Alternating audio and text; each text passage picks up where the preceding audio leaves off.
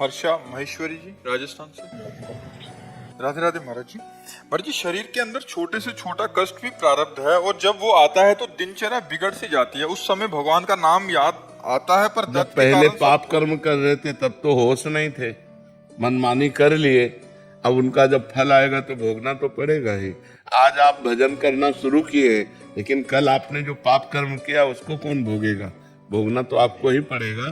पूर्व जन्म में, अनेक जन्मों में, इस जन्म में जो भी हम पाप कर्म करते हैं अवश्य अवश्य उन्हें भोगना ही पड़ेगा।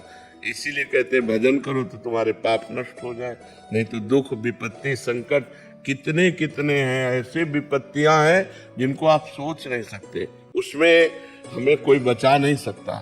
कर्म जब दंड देने आता है तो कोई बचा नहीं सकता।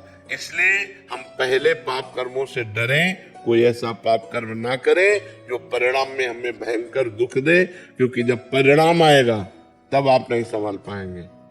परिणाम के पहले हमें पता हो तो हम उसे भजन के द्वारा नष्ट करें, लेकिन पता होता नहीं, अचानक परिणाम आता है। हंसते खेलते गीत सुनते हुए जा रहे हैं, एक्सीडेंट हुआ, नष्ट हो गए। इसलिए बहुत सावधान। नाम जप करो, मांस मत खाओ, शराब मत पियो, किसी की हिंसा मत करो, पराई बहन बेटियों के साथ गंदे आचरण मत करो। नहीं, इनका जब परिणाम आएगा तब बहुत बुरा परिणाम आता है और फिर आदमी विचलित हो जाता है, उससे नहीं पाता है। ऐसे ऐसे कष्ट आते हैं।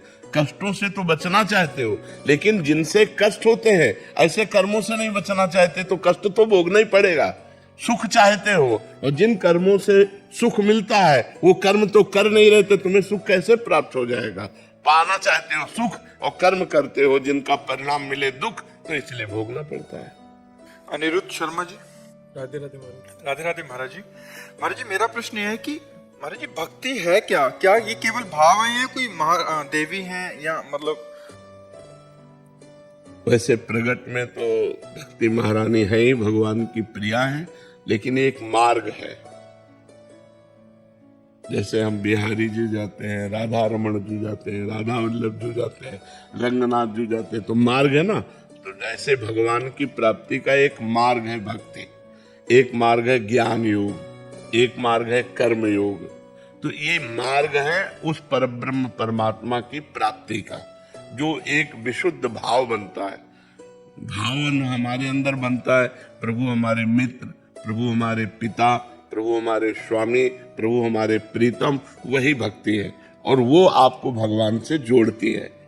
जैसे माया जनित भाव संसार से जोड़ता है, भगवान से हटा देता है, और भक्ति जनित भाव संसार से हटा करके उसे भगवान में जोड़ देता है।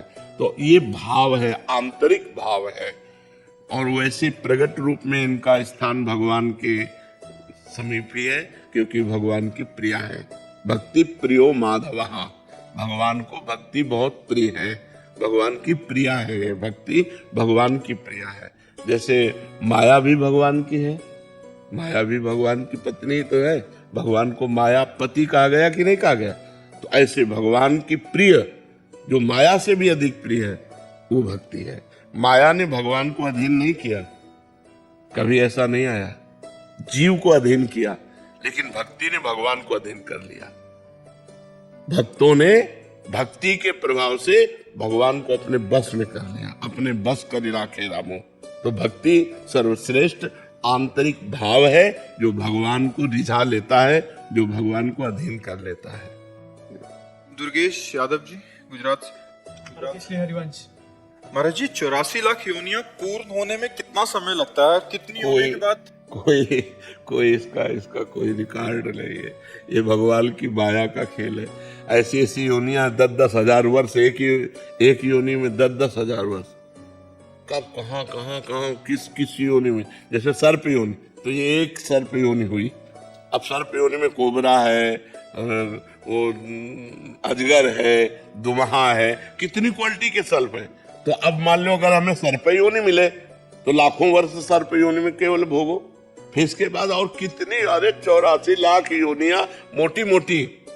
एक योनि में कितने प्रकार के जीव, एक योनि में कितने प्रकार के जीव भैया। इसलिए 84 लाख योनियों के पार करने की मत सोचो, इसी में काम बना लो।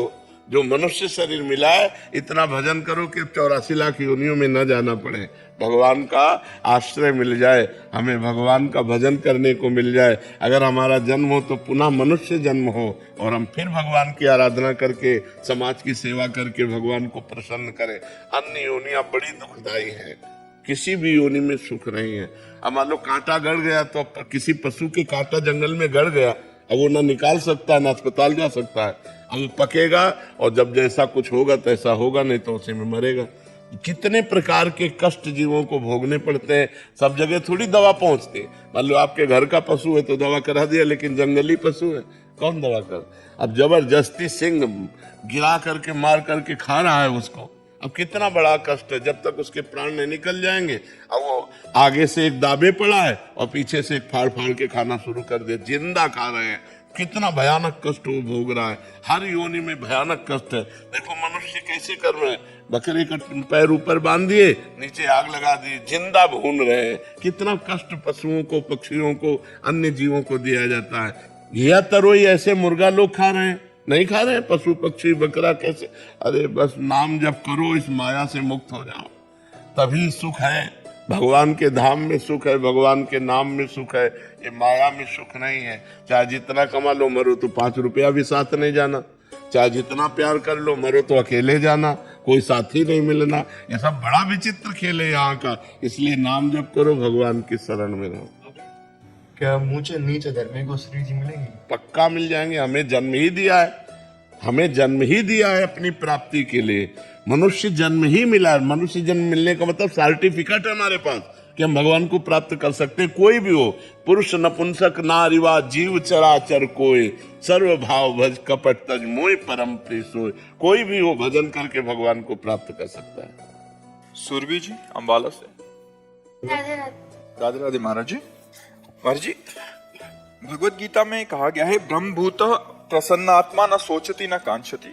जो भगवान में स्थित है, जिसका मन शांत है, वह न तो शोक करता है, ना ही कोई कामना करता है। महाराज जी, ये स्थिति अपने अंदर कैसे ला सकते हैं? जब आप खूब भजन करोगे, तेषाम सतत युक्तानाम भजताम प्रीति पूर्वकम ददामि बुद्धि योगम तम येन माम उपयांति ते। गीता में भगवान जी कहते हैं कि जो निरंतर मेरा प्रेम पूर्वक भजन करता है, उसकी बुद्धि का योग करा देता हूँ। अर्थात बुद्धि ब्रह्म में स्थित हो जाती है, तो ब्रह्मभूता हो गया हो। जो ब्रह्मभूत हो गया वो प्रसन्न आत्मा, न शोचति न कांक्षति, समाः सर्वेषु भूतेषु मद भक्तिम लभते पराम। जो ब्रह्मभूत है वो प्रसन्न आत्मा होता है। जैसे हम बहुत जन्मों से बिछड़े हुए भगवान से जब मिलते हैं, अपार आनंद, उसी आनंद में न कोई सुख है न कोई चिंता है। ये मेरी पराभक्ति का लाभ है। भगवान कह रहे हैं, ब्रह्मभूता प्रसन्नात्मा न शोचति न कांक्षति, समः सर्वेषु भूतेषु मद भक्तिम लभते पराम। वो समस्त भूतों में एकमात्र सम तत्व ब्रह्म को देखता है। ये मेरी भक्ति का परम लाभ होता है कि उसे अखंड प्रसन्नता प्राप्त होती है। न कोई शोक, न कोई चिंता, न कोई भय, न कोई उद्विग्नता, अपार आनंद की प्राप्ति होती है। ये तभी होती है जब हम तेषाम सतत युक्तानाम भजताम प्रीति पूर्वकम, जो प्रेम पूर्वक सतत भगवान का भजन करता है, तो उसकी योग भगवान बुद्धि का करा देते हैं। अर्थात बुद्धि भगवान में स्थित हो जाती है, और जहाँ भगवान में स्थित हुई ब्रह्मभूत हो गया। वही ब्रह्मभूत होता है जिसकी बुद्धि परमात्मा में स्थित हो गई है। राजेश खन्ना जी हरियाणा से। राधे राधे महाराज। राधे राधे महाराज जी। महाराज जी, इस संसार में जब कोई हमारा अहित करे किसी भी प्रकार से, पहली बात तो ये समझ लो, विश्व में कोई ऐसा पैदा नहीं हुआ जो हमारा अहित कर दे। हमारा कर्म ही हमको अहित कराता है। वो व्यक्ति रूप में आवे, घटना रूप में आवे, परिस्थिति रूप में आवे, चाहे जो रूप धर कर ले, हमारा कर्म ही हमारा अहित कर सकता है। विश्व में और कोई पैदा नहीं हुआ कि हमारा अहित कर ले। हमारा कर्म ही किसी व्यक्ति के रूप में आएगा, हमसे छल करेगा, हमसे कपट करेगा, हमसे लड़ाई करेगा, हमारे साथ मारपीट करेगा, विपत्ति पैदा करेगा। वो हमारा कर्म ही होगा। नहीं तो कोऊ न काहू के सुख दुख कर दाता, निज कृत कर्म भोग सुन भ्राता। अब आगे की बात कहिए। पर जी जीवन मरण यश अपयश हानि लाभ सब विधि हाथ, हमें क्या करना चाहिए महाराज? भजन भजन करके जीवन मरण के चक्र को रोक देना चाहिए, विधि के विधान को पलट देना चाहिए। हम मनुष्य हैं, हम भगवान को अधीन कर सकते हैं, तो विधि का विधान क्या चीज होता है? हमारे किए हुए कर्मों का फल ही विधि का विधान होता है। हम उन सबको पलट देंगे भजन बल से, तपस्या बल से, अच्छे आचरण से, भगवान का नाम जप करते हुए। मनुष्य जन्म कोई सूकर कुकर का जन्म है क्या कि जो विधान है वही केवल भोगते रहे? भजन के बल से हम अपने मृत्यु को रोक सकते हैं, भजन के बल से हम अमर हो सकते हैं, भजन के बल से हम जो चाहे बन सकते हैं। भजन में बहुत बड़ा बल है। हम मनुष्य हैं, मनुष्य हैं, हम कोई साधारण देव दुर्लभ देही हमको प्राप्त है। बड़े भाग मानुष तन पावा, सुर दुर्लभ सद ग्रंथन गावा। दुर्लभो मानुषो देहो, शास्त्र कह रहा है हमें दुर्लभ देह प्राप्त हुई। हम जो चाहे वो कर सकते हैं, परिणाम में हमारे हाथ नहीं है। जैसे हम बहुत पढ़ाई लिखाई करके बहुत ग्रेजुएट बने, लेकिन हमें नौकरी नहीं मिल रही क्योंकि हमारा पूर्व का पाप प्रबल है, वो हमको विपत्ति और दुख देने में, लेकिन भगवत प्राप्ति में नहीं। अगर हम भजन करते हैं, तपस्या करते हैं, तो अपने भाग्य को बदल देते हैं, भाग्य के चक्र को बदल देते हैं। इसीलिए तो भगवान ने कृपा करके मनुष्य शरीर दिया है। हम जो चाहे कर सकते हैं, जो चाहे कर सकते हैं। इस समय हम नरक जा सकते हैं, हम वैकुंठ जा सकते हैं, हम गोलोक जा सकते हैं, साकेत जा सकते हैं, कैलाश जा सकते हैं, जो चाहे कर सकते हैं। लेकिन चाहे गलत हो गई, पर स्त्री गमन, रुपया पैसा, नशा, गंदे आचरण, तो वही दुर्गति भोगो, फिर वही अपने को असहाय, असमर्थ, चिंता, डिप्रेशन, ये सब फंसो। नहीं तो सही आचरण से चलो, भगवान का भजन करो, देखो तुम्हारा मंगल होता है कि नहीं होता है। समझ में आ रही बात?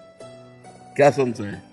मतलब क्या हमें भाग्य समझ कर चुप करके सहन कर लेना चाहिए या कोई नहीं, दुख सुख तो सहन करना पड़ेगा ही।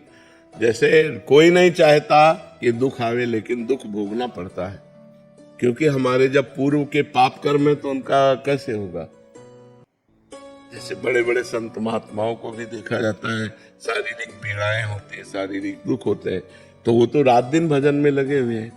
आप तो घंटा आध घंटा भजन करोगे, वो तो दिन भर भजन में लगे हुए हैं। तो जब शरीर रचा गया था तब तो भजन नहीं हो रहा था। शरीर रचा गया था कि 20 साल में तुम्हारी किडनी फेल हो जाएगी, तुमको दुख होगा, वो होगा। अब तुम भजन कर रहे हो तो तुम्हारी बढ़िया व्यवस्था हो जाएगी और अगला आपका सुधर जाएगा, लेकिन पीछे के कर्म को आपको भोगना पड़ेगा। जैसे बड़े बड़े संतों के, रामकृष्ण परमहंस जी के गले में कैंसर था, भाई जी के आंतों में कैंसर था, तो इन महापुरुषों ने जो भगवत साक्षात्कार कर लिए, अब इनके कौन से पाप बच गए। लेकिन अब नहीं है। पूर्व में जब शरीर रचा गया था कि तुम्हारा 70 वर्ष में कैंसर होगा, तो 70 वर्ष में कैंसर हो जाएगा। समझ पा रहे हैं? जब शरीर में थोड़ा सा भी कष्ट दिनचर्या बिगाड़ दे, समाधान की एक संपूर्ण राह। परिचय। हमारा शरीर ही वह माध्यम है जिसके द्वारा हम जीवन के हर कार्य को पूरा करते हैं। कामकाज, पढ़ाई, पारिवारिक दायित्व, मनोरंजन, साधना और आत्मविकास। लेकिन जब शरीर में थोड़ा सा भी कष्ट आ जाता है तो पूरी दिनचर्या अस्त व्यस्त हो जाती है। सिर दर्द, पेट में गैस, थकान, मांसपेशियों में खिंचाव या हल्का ज्वर भी हमें मानसिक और शारीरिक रूप से इतना कमजोर कर देता है कि नहीं हम कोई काम ठीक से कर पाते हैं और न ही मन स्थिर रह पाता है। इस लेख में हम जानेंगे क्यों एक छोटा सा शारीरिक कष्ट हमारी पूरी दिनचर्या को बिगाड़ देता है। इसका दीर्घकालिक समाधान क्या है। प्राकृतिक, मानसिक और व्यवहारिक उपाय जो जीवन को संतुलित बना सकते हैं। भाग 1। क्यों बिगड़ती है दिनचर्या एक छोटे से कष्ट से। 101.1 शरीर और मन का गहरा संबंध। शरीर में यदि कहीं भी हल्की सी भी परेशानी होती है तो मस्तिष्क उसी ओर ध्यान केंद्रित करता है। इससे हमारी मानसिक एकाग्रता भंग होती है और अन्य कार्यों में रुचि नहीं रहती। एक सामान्य सा सिर दर्द भी सोचने की शक्ति को क्षीण कर देता है। नियंत्रण की कमी का अनुभव। जब शरीर ठीक न हो तो व्यक्ति को ऐसा लगता है मानो वह अपने जीवन पर नियंत्रण नहीं रख पा रहा है। यह मनोवैज्ञानिक असहायता की भावना दिन भर की गति को रोक देती है। 1 भावनात्मक प्रतिक्रिया। हम छोटी सी तकलीफ को भी बहुत बड़ा बना लेते हैं, खासकर जब हम मानसिक रूप से पहले से थके हुए या दबाव में हों। इससे चिड़चिड़ापन, क्रोध या अवसाद आने लगता है। भाग 2 समाधान। शारीरिक, मानसिक और भावनात्मक संतुलन की दिशा में 2.1 सशक्त दिनचर्या, प्रिवेंटिव लाइफस्टाइल। यदि हम अपनी कुछ ज़रूरी आदतों को अपनाएं तो शरीर की छोटी मोटी परेशानियां हमें ज़्यादा प्रभावित नहीं करेंगी। प्राकृतिक दिनचर्या, सूर्योदय से पहले उठें। सुबह 20 मिनट का योग, प्राणायाम या सूर्य नमस्कार करें। 1 गिलास गुनगुने पानी में नींबू या त्रिफला मिलाकर पिएं। संतुलित आहार, ताजे फल, हरी सब्जियां, अंकुरित अनाज को भोजन में शामिल करें। दिन भर में पर्याप्त मात्रा में पानी पिएं। तीखा, मसालेदार, बहुत ठंडा या बहुत गर्म भोजन टालें। नींद का महत्व कम से कम 6 घंटे की गहरी नींद से सोने की नींद लें। सोने से आधा घंटा पहले मोबाइल या टीवी से दूरी बनाएं। रात को भारी भोजन न करें।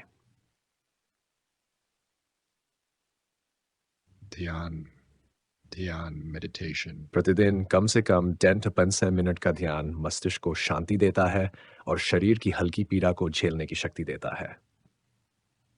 स्वीकृति और सकारात्मक सोच, हर तकलीफ को समस्या मानने की बजाय उसे क्षणिक रुकावट समझें। इससे मन का दृष्टिकोण बदलता है। काम को प्राथमिकता दें। हर दिन के कार्यों को महत्व के आधार पर बांटें। यदि शरीर पूरी तरह ठीक नहीं है तो केवल सबसे जरूरी कार्य ही करें और बाकी स्थगित करें। तत्कालिक उपाय जब शरीर में कष्ट हो। 3.1 सिरदर्द के लिए गुनगुने पानी से स्नान करें। पुदीना या कपूर युक्त तेल से सिर की हल्की मालिश करें। शांति से 25 मिनट लेट जाए और आंखें बंद करें। पेट में गैस या भारीपन, अजवाइन और काला नमक का सेवन करें। गर्म पानी पिएं और 6 मिनट पैदल चलें। पेट पर गर्म पानी की बोतल रखें। शरीर में दर्द, थकान